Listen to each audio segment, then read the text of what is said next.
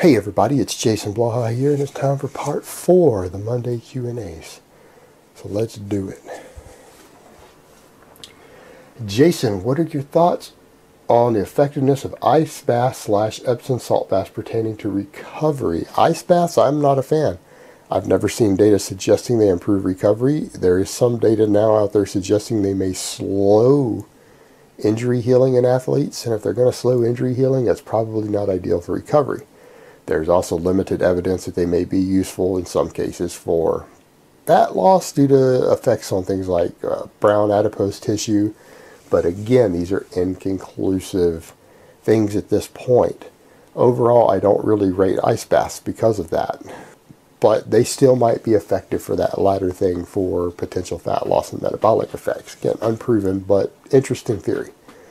As far as the Epsom salts go, yeah, I personally feel like they do help with recovery. I do like to take really hot baths in Epsom salt from time to time. However, how much of it is the actual hot bath and how much is the Epsom salts, it can be difficult to say. I do enjoy them though, and I do think that they are a useful tool for people trying to make weight, because they can help pull some water out at the last minute for people trying to make weight for a sport with a weight class. All right, next question. How would you approach training in a bench shirt if your primary goal is to compete raw, but you'd like to hit up an equipped bench-only meet once or twice a year in close proximity to your primary events? I'm currently training in blocks, but will use a concurrent style once spring rolls around and I start competing again. Thanks. Well, the main thing is your raw training needs to be just as it is normal, since that's your primary thing.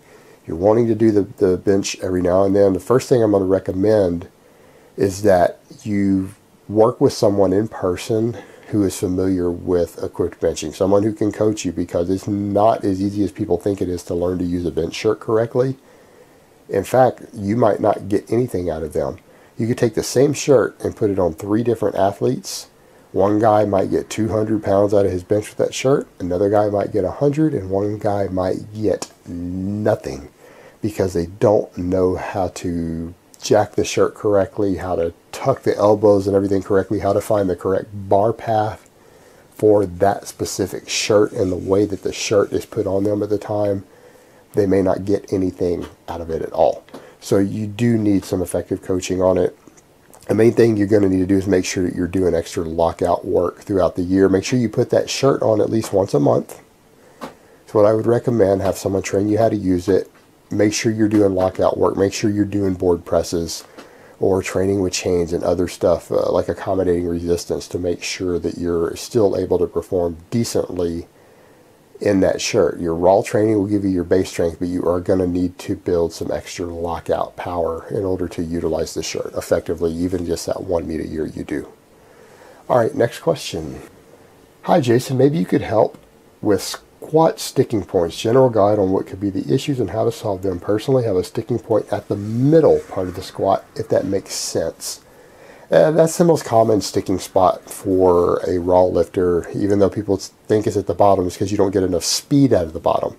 Usually you only really stick at the bottom when you just flat out miss a lift, which you guys saw me do on my 3rd attempt at the British Grand Prix this year. Go pull that video up if you want to see an example of just flat missing a lift because I was too exhausted after doing 2 heavy singles before that.